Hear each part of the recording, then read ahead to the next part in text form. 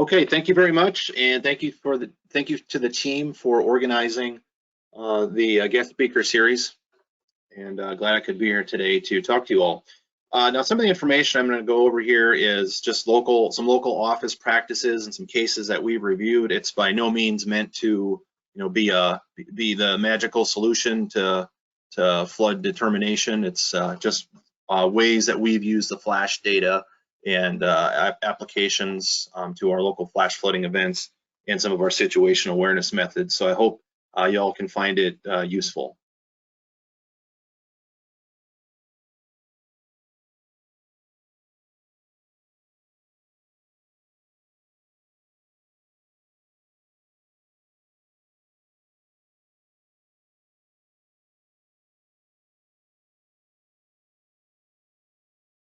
My apologies there. Looks like I had been muted. All right, so well, good morning, everybody. Sorry if I didn't catch the first half of that. Thank you to the team for organizing the guest speaker series today. And I hope you can find this information useful. This is some of the local philosophies and applications that we've used in the La Crosse forecast area, and I found the data useful to applying to our flash flooding events and also our situational awareness methods that we've applied. So we've had 3 flash flood emergencies in the La Crosse forecast area. The most recent was August 27th and 28th of 2018, which resulted in significant flooding damage across portions of the area. And then in 2017, we had another catastrophic flooding event on July 11th and 12th, impacting portions of northeast Iowa and southwest Wisconsin. And then in 2016, on August 23rd and 24th, we've issued a flash flood emergency as well. So we've had 3 total across the area, and given the wet conditions that we've been under for the last several years, we've seen some pretty intense flooding events. So just a general overview of our forecast area, just to give you an idea if you're not familiar with the Coulee region of southwest Wisconsin, northeast Iowa, and southeast Minnesota. We have numerous valleys and ridges. These valleys are referred to as coulees in our area. There's elevation differences between the valleys and ridges of about 400 to 700 feet. And what happens is when we have our extreme rainfall events, we get very quick responses on our rivers and streams across the area. And also during rapid snowfall or snow melt events, we also see very rapid responses. Rock slides and mudslides are common across the area, and unfortunately some of those have even resulted in some fatalities. So just to take a look at the flash data that I'll be reviewing for this talk here today, we've applied the Crest Max Unit Stream Flow, and if you recall from past training that we've had, it's really it does a nice job of highlighting areas of increasing flow and potential flash flood threats. So it's very applicable to flash flood forecasting. That's been shown by some research that's been conducted. We apply the recommended thresholds from WDTD and Martinez et al. From 2017. We may have adjusted some of the local philosophies here to adjust some of the lower end thresholds where we found the 200 CFS value, where we start picking up more flash flooding reports, start getting into impacts from flooding. So maybe the lower end isn't as applicable in our area for the situations I'm going to present here, but I certainly think it's valid. So we've applied similar guidance, and I'll show you what we've done here in the next slide. So our local thresholds, we reviewed some past cases when we can expect flooding reports and when those flooding reports become more likely. So what I have shown here is the scale for the Crest Max Unit Stream Flow. So values of around 2, here the units shown that I grabbed off the website here are in CMS per square kilometer, but really you can just multiply those values by 100 if you recall from past training, to get a rough estimate of cubic feet per second per square mile. So those are the values that we're applying here. So when we see values of around the 200 CFS range, that's when we start seeing more flooding reports. And then as we increase those values to around the 1,000 range, that's when we start seeing more significant flooding and higher end reports. So we follow this color scale and to anticipate when we could see impacts, but use that with caution and along with other guidance to make sure that it's handling the situation. So situational awareness tools in our office, I'm sure it's similar at many other offices, if not all other offices, but we like to use many sources, especially for those nighttime flooding events. We like to use our amateur radio. I'm kind of an amateur radio guru. I do a lot of amateur radio operating outside of work. So I like using that. I have police frequencies and fire frequencies programmed into that for local counties. So we can set that to scan an area or just tune into a county directly. We think there's one area being impacted more than another. But we do have two of these radios, so we can monitor, and they both can monitor. Each radio can monitor two frequencies at a time, so we can tune into specific counties when needed. We apply that. Also, reports from dispatch centers that may be phoned into our office, or we reach out to them to collect reports, and of course our storm spotters. And really listen for, has there been an increasing need for resources through monitoring these police frequencies and fire frequencies. Also, of course, you look at river gauge data, social media, radar data, kind of applying all these different tools that we have at our disposal to get an idea of what's happening out there, not just relying strictly on looking at radar data and making decisions from there. So why do we have multiple methods to maintain our SA? Well, like many other areas, several of our flash floods have occurred at night. We have limited reports, especially in more rural areas. We do have several of those in our forecast area. And then, really start to question when you're seeing the radar data that would support flash flooding and increasing impacts, why are we hearing more from these areas? Is it really that bad out there? And then sure enough, come morning and the reports start to ramp up, impacts start to ramp up, people start moving, commuting, and we start hearing of more issues that are out there, but maybe had not been reported yet, just due the nighttime and many folks sleeping. So I'm going to look at our most recent case here, some data from that. We're going to look at the Crest Max unit stream flow and kind of step through in time here, a timeline when we saw some of the higher values when we issued our flash flood reports. So I'm going to focus on the area, if you can see my mouse here, right in here, kind of in, this is Monroe County, more square county, southern Monroe County, La Crosse County, and Vernon County. Right in this area is kind of where I'm focusing our attention, especially in the Crest Max unit stream flow values. So at 10:07, I have the polygon shown here in the lower left of our flash flood warning for part of that area. We issued first flash flood warning for those areas, and we hadn't received any reports of flooding yet. Shortly after that, we had some reports in the La Crosse area, some flooding, but really we're just going to focus on the area just to the south.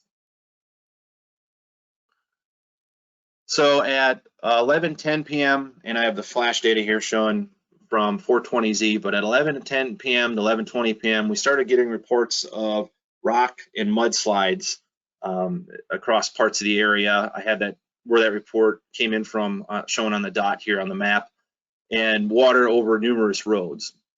So at this point, how Crest Max unit stream flow is showing values in that 600 to 1,000 range. We're starting to see many pixels in that range of values. So we are anticipating impacts, and we probably should be hearing a little more considering these values. And in looking back at some data, we thought that this might have even been underplaying the situation a bit. So we just kept monitoring.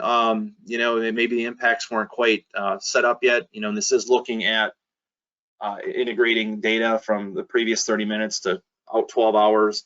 So now we're kind of waiting and listening for more information as we go through the event. So by between 12:15 and 12:50 on this evening, on this night, we started hearing reports of homes being evacuated. EM was concerned that they're going to need airboats. We started picking up on some of this traffic through radio traffic and communication with the dispatch centers. We called to the emergency manager, let him know that we're anticipating the flooding is going to continue to worsen. I don't have the radar data here, but the training of thunderstorms continued over this area. So we let them know that we are considering a flash flood emergency. We're starting to see increasing area of values in that 600 to 1,000 cubic feet per second per square mile. So we are thinking, okay, we are definitely into a higher end flooding situation here, given the reports and the continued rainfall across the area. So then at 1:51 a.m., we decided to issue a flash flood emergency. And shortly after that, about 40 minutes after that, we heard of severe flooding with evacuations in progress. And that report is shown on the map here by that blue dot. And then 2:30 a.m., additional reports of severe flooding, roads impassable. One community was pretty much completely underwater with a structure fire ongoing. So we know the situation was indeed worsening as the night progressed. And now we're seeing even more values in excess of 1,000 in that polygon area, and even points to the east. So I mean, there certainly is an argument here that the emergency could have been expanded, but this is how we proceeded for this particular event. And then at 3:58 a.m., the flash flood emergency continued. Rainfall starting to ramp down now, so our flash flood or our crest max unit stream flow values are starting to come down. But then we heard they're unable to get to some residents. Numerous roads were washed out. We're hearing several reports of rocks and mudslides across the area. So we knew it was a bad situation and continuing to worsen, especially for those downstream where the heaviest rain fell. So what was really interesting about this case too is how much it highlighted, especially the Kickapoo River, and that's the area I've taken a screenshot of. And if you can see that on the screen here, you can see that particular river is really starting to light up on crest max unit stream flow, which is to be expected given how much rain fell in the headwater areas. So I've taken a screenshot of some of the hydrographs along the Kickapoo River during this night, and you can see the rapid response on those rivers, or on that river and many other rivers. And we found out later that night that we were actually experiencing some smaller earthen dam failures that were put in place for flood mitigation several years ago. So it's certainly adding more water to the system. But I think with these kind of signals, we can leverage this data to provide a heads up to those downstream with our partners, and let them know that, hey, this could be rapid rises, increasing impacts. I mean, we're seeing the response already, but we don't necessarily have the official river forecast data or the CHIPS data to determine what the levels are going to be, but a early heads up that, hey, anticipate increasing impacts. And then if the responses are fast enough and severe enough, maybe we want to consider expanding that flash flood warning even further downstream, seeing these types of signals in crest max unit stream flow. So here are the rainfall reports from that event. I just highlighted some maximum values within that flash flood emergency area. So we saw several 6 to 9 inch reports. The highest values here were 998 and 866. So we saw even more rainfall the next night, but I won't get into that situation here with this presentation. But flooding continued well on through the next several days. So looking at the July 11th and 12th, 2017 case, showing the similar data here, crest max unit stream flow on the right, and then our warning polygon on the left. At 10:14, we issued a flash flood warning for this area, and we're already starting to see, we had a supercell that tracked through this area very slowly, and then some training storms behind that. Already starting to see some of those crest unit stream flow values in that 200 to 400 plus range, with even a few pixels over 600. So certainly a rapidly evolving flooding situation. At 11:26, we received reports residents along Little Turkey River and Mill Creek south of Osterdock were being evacuated, and that is indicated on this point here on the Crest max unit stream flow a map. So we know that the river is come out of its banks. Several rivers have been out of their banks. We're seeing increasing impacts. We're getting additional reports of roads underwater, and kind of standing by now to see, is this a case where we need to make the jump to a flash flood emergency. So at 11:42, evacuations continue. Heavy rainfall continued. Continue to see and even some more pixels of Crest max unit stream flow values in excess of 400, even in excess of 600, with 1 pixel over 1,000. But as we've learned from our training, that you don't want to focus just on 1 pixel. You look for an area and make a determination from there what your impact could potentially be. So just to highlight the rainfall reports from this case, again, we saw values over 8 inches in the flash flood warning area and the flash flood emergency area. 8.2 and 8.25 were the highest rainfall values that were recorded during this event. So now I'm going to move ahead to the August 23rd and 24th case, 2016. This one's a little different because flash was fairly new to weather forecast offices, not heavily used in operations yet. So let's take a look at this situation. I know we weren't really applying the data in real time, but I wanted to look back at this case and see how it handled the situation and when we made the determination to upgrade our warning to a flash flood emergency. So this is the Crest max unit stream flow, and I won't get into all the details as to why it was underplaying the situation here. There's soil moisture concerns in the model, as was with some of the other cases that we've looked at. There's also potentially some precip type identification. Is the MRMS rainfall identifying? Is it not identifying it as rainfall? Is the MRMS identifying it as hail? That can put a cap on your rainfall amounts that go into this data. So I won't get into those details here, but at 820Z during this event, this is where we saw the max Crest unit stream flow values, mainly in that 200 to 400 range. So just looking at this, you'd be thinking, okay, this is the only piece of data I had, and I had to make a decision on what the potential impact could be. You're probably thinking, all right, maybe this is more along the lines of a flash flood warning or a base flash flood warning, what we're using now in the IBW framework. But was this telling the whole story? If you feel like it isn't, you should consult the hydrophobic Crest max unit stream flow, where it's treating all the rainfalls runoff and kind of get an idea what the worst case scenario could be. So here's a look at the Crest max unit stream flow. We're looking at the max unit stream flow for hydrophobic output, and here it tells a whole different story. We're seeing a lot of values in that 600 to 1,000 range plus. It's aggressive, but I think this gives you a better idea, maybe somewhere in the middle, of what the true impacts are. So just looking at some reports across the area, I didn't show our warning polygon that we had out here, but we did have flash flood warning for this area, and we had been flash flood warning this area for much of the night. At 3 a.m., we had reports before this too, but these were some of the more significant reports we were receiving that night. At 3 a.m., we heard that there was rescues underway. Those were water rescues in the Waukon area, indicated by the yellow dot on the map. At 4:20 a.m., unfortunately, we had an individual that drove into flood water, indicated on the blue dot on this map where we received this report. He drove into the flood waters, and then was swept away, 1 fatality, and we knew that through communications with the dispatch center earlier on that morning.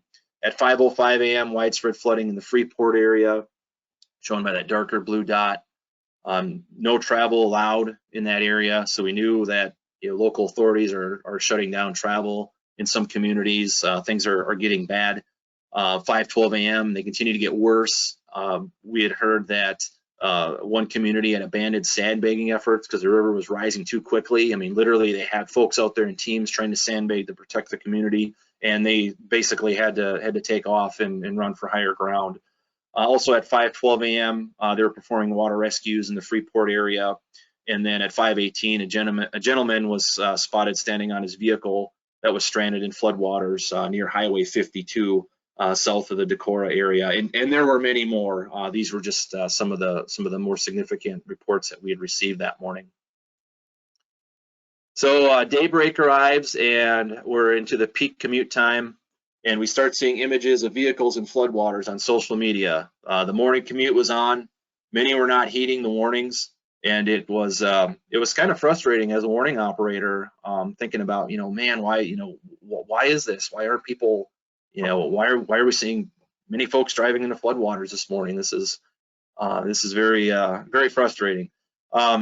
And I think some of this is attributed to they had been under flash flood warnings through much of the night. So you almost wondered if it became a point of warning fatigue, where they just, like, man, another flash flood warning. I mean, how much longer is this going to go on? And we're just kind of ignoring the warnings. So we're monitoring police frequencies in the area, and these are some of the phrases that we heard. There goes another one driving into the water. Heard this several times. And we have another individual stranded, another individual's on their vehicle waving for help. It was really surprising. So the river levels continue to rise. I'm not showing the hydrographs here, but we were getting close to getting to the top of some of the levees in the community of Decorah, and there wasn't any sign that these rises were going to stop in the immediate future. So we made a decision to issue a flash flood emergency at 6:46, even though the heaviest rainfall had ended. And this was a rather large flash flood emergency. Usually we want to target those a little more closely to where the most significant impacts are, but we were receiving multiple reports in many areas of this happening. People driving in the floodwaters, and then hydrographs were showing, rises on the rivers where we were starting to get into record territory, and the decision was made just to issue a more broader flash flood emergency to cover this increasing threat. So here were some of the rainfall totals from this event, the August 23rd, 24th event. What's interesting is, again, we start seeing rainfall amounts over 7 inches, up around that 8-inch territory. So, this seems to kind of be a reoccurring theme in our area, and I think in other areas as well, when you start getting into, depending on your soil conditions and your local office terrain and land use, you start seeing those higher end impacts start when you start getting over 7 inches. Again, not a magic number, but something that we've noticed in our area. So moving into some summary and discussion here, following the data that we've looked at, the cases that we've worked through, really have multiple ways to help maintain your SA at all hours of the day. Nighttime's especially tough, just not getting the reports you would expect sometimes. The Crest Max unit streamflow has proven to be an excellent tool to anticipate potential flood impact. Again, use that with caution. The precipitation must be representative. Don't use that in isolation. Apply that to your other flash flood tools, and also consult the hydrophobic output if you feel that the situation is not being handled accurately. They could give you a better idea, maybe blending the two, of what the impact is. And as I alluded to just in the previous slide, we start seeing those rainfall amounts 7-8 inches, and increasing from there, we start getting into higher impact of flooding and potential catastrophic flooding. We saw that in these 3 cases. So one thing we're going to look at this year, just as a recommendation, kind of keep track of, is applying some of this guidance to the impact-based flash flood warning framework. But I think more work is needed, more cases need to be reviewed to say that you can apply any specific value. But every flooding situation seems to be a little different, providing its own little nuances, if you will. So take considerations for our staff. Here's what I've been recommending. When we're getting into that 100 to 200 range, we're probably in base territory unless there's something else going on, or some other data would override that. Once we get into the 400 to 600 range, that's where we should be considering considerable, especially if you're seeing multiple pixels in those areas that are within that range. And then once you get closer to the 1,000 plus, you start seeing pixels show up that are that high, the values are that high, you need to be asking yourself, are we in catastrophic territory? What kind of reports have we heard so far? We started hearing evacuations. Are we hearing more instances of damaging, more flood damage, more road closures, evacuations, resources being needed, things of that nature. So these are recommendations that we're moving forward with, and see how that works for us for making a tag determination, a potential tag determination in our impact-based flash flood warnings. So with that, that concludes my presentation. If there's time, I am happy to answer any questions. And I don't have my email address included here, but please feel free to contact me as well if you have any questions at john.wetenkamp@noaa.gov. So with that, I'd be happy to take any questions.